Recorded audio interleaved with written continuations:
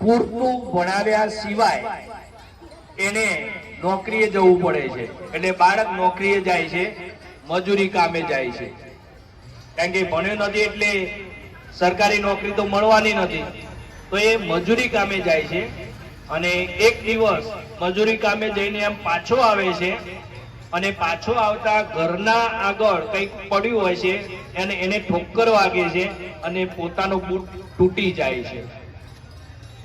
આ રસોડામાં રહીને પોતાની માં જુએ છે કે મારા છોકરાનો બૂટ તૂટી ગયો છે અને બાળક પણ આમ બૂટ કાઢીને જુએ છે કે હવે રિપેર થાય એમ નથી, પણ મમ્મીને ખબર ન પડે એ રીતે એ બૂટ મૂકી દે છે।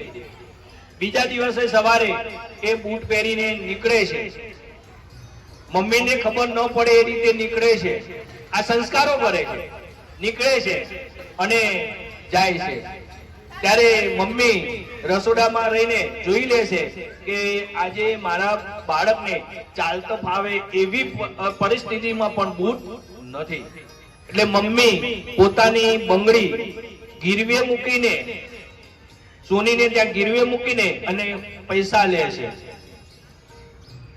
આ પ્રક્રિયા સોનીના ત્યાં થાય છે, એ જ દરમિયાન પેલો પુત્ર ત્યાંથી આમ જાય છે અને કાચમાંથી જોઈ જાય છે કે અહીંયા મારી મમ્મી, અહીંયા મારી મમ્મી, એટલે થોડો પાછો ફરી દૂર જઈ અને આખી પ્રક્રિયા જુએ છે। વેપારી મમ્મીને પૈસા આપે છે, મમ્મી પૈસા લઈને નીકળવાની જેવી શરૂઆત કરે છે એટલે પુત્ર મમ્મી જોઈ ન જાય એ રીતે સંતાઈ જાય છે। મમ્મી ત્યાંથી કોઈ દુકાનમાં જાય છે અને પછી ઘરે જાય છે। હવે પુત્ર સાંજે પાછો આવે છે,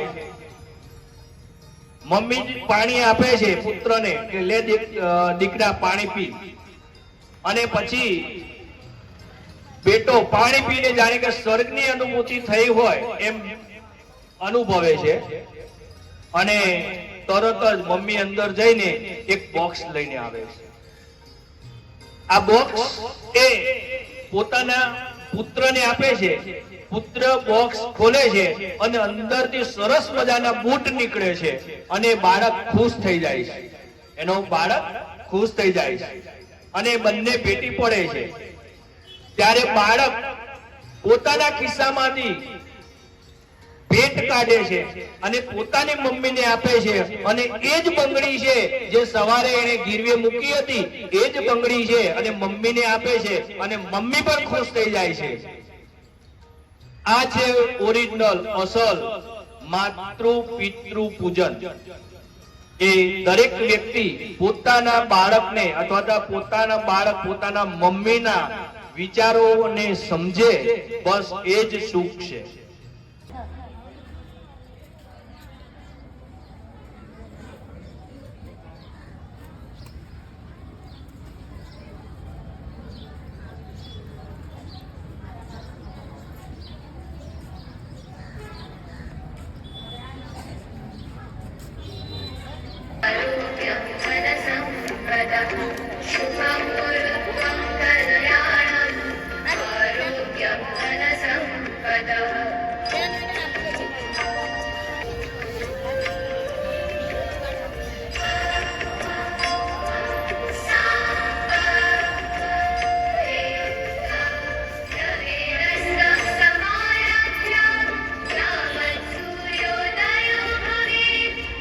આજે આપણે એવો કાર્યક્રમ ઉજવવા જઈ રહ્યા છીએ કે જેની અંદર ફક્ત ને ફક્ત સંસ્કારોના સિંચનને મહત્વ આપવામાં આવ્યું છે।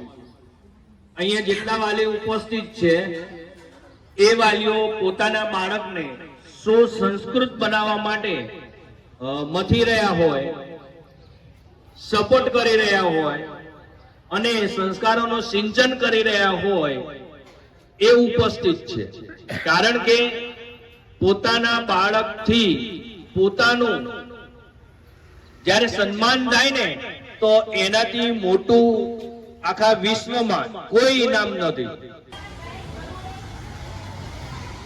હવે સરસ્વતી માતાના દીપ પ્રાગટ્ય બાદ હવે આપણે પ્રાર્થના કરીશું અને સરસ્વતી માતાને યાદ કરીને આજના કાર્યક્રમની આગળ વધારીએ.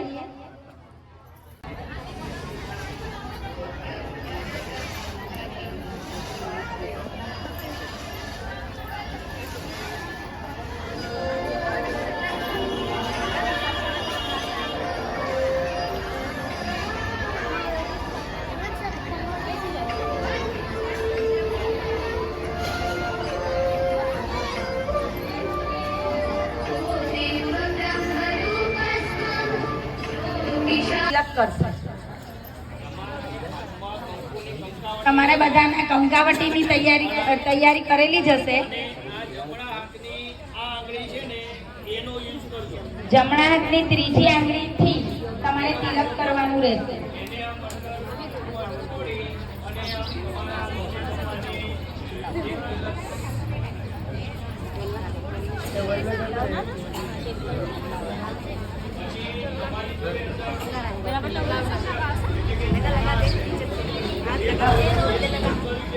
હવે તિલક કર્યા બાદ હવે ચોખા જે છે તે તિલકની ઉપર લગાવવાના રહેશે. પહેલા બધાના કુમકુમથી તિલક થઈ ગયા. હવે ત્યારબાદ ચોખા.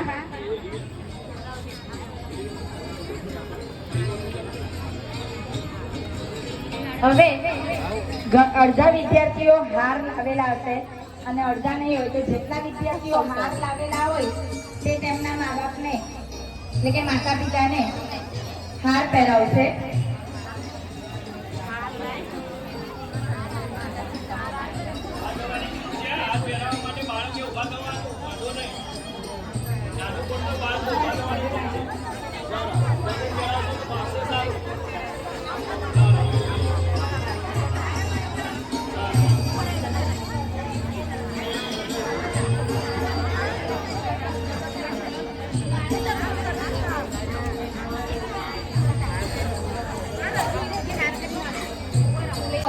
અને હાર ના હોય તો માતા પિતાના મસ્તક ઉપર તમે મૂકી શકો છો.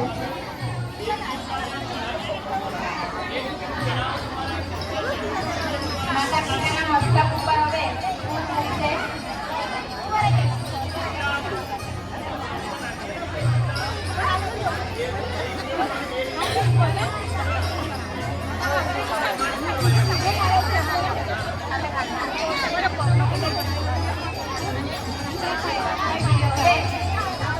દરેક વિદ્યાર્થીઓ દીવો પ્રગટાવી દે.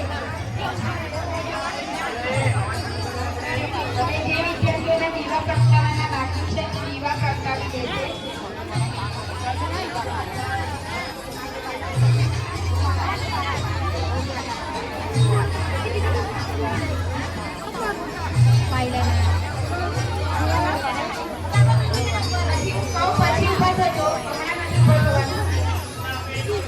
ખાલી દીવો પ્રગટાવો અત્યારે.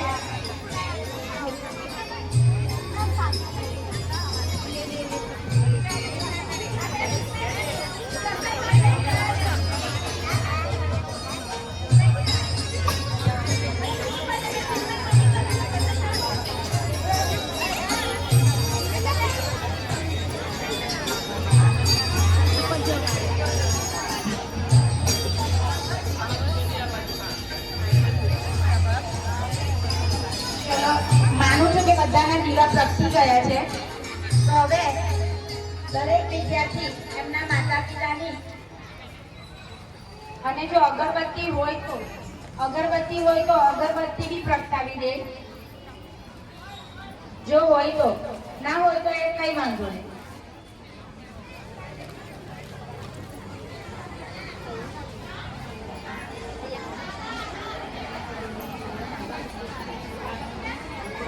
અને જે અગરબત્તી અને દીવો બંને હોય તો એ બંને સાથે રાખશે. અને હવે દરેક વિદ્યાર્થી જગ્યા ઉપર જ બેસી રહેશે, ઊભા થવાનું નથી. જગ્યા ઉપર જ બેસીને એમની માતા પિતાની આરતી ઉતારશે અને જમણી બાજુથી ડાબી બાજુ ઉપર આરતીની થાળી ગોળ ફેરવવાની રહેશે હવે આરતીની શરૂઆત કરો.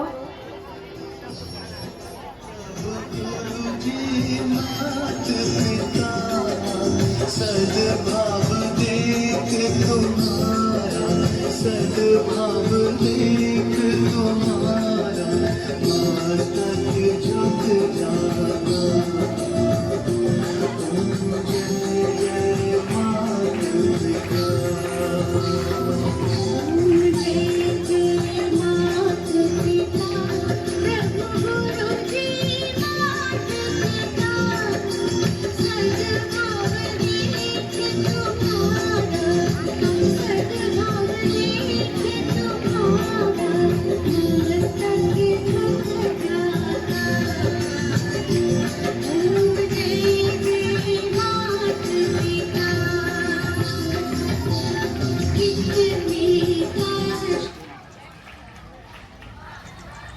ચલો હવે દરેક વિદ્યાર્થીની આરતી ઉતરી ગઈ છે, તો હવે દરેક વિદ્યાર્થી જગ્યા ઉપર ખાલી વિદ્યાર્થીઓ જ ઊભા થશે. વિદ્યાર્થીઓ ઊભા થશે, અમને એમના માતા પિતાને પગે લાગશે.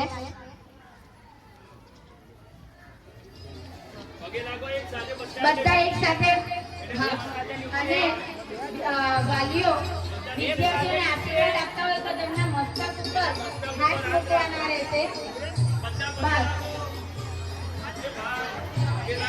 ઊભા થઈ જાઓ બેટા. ચિરાગ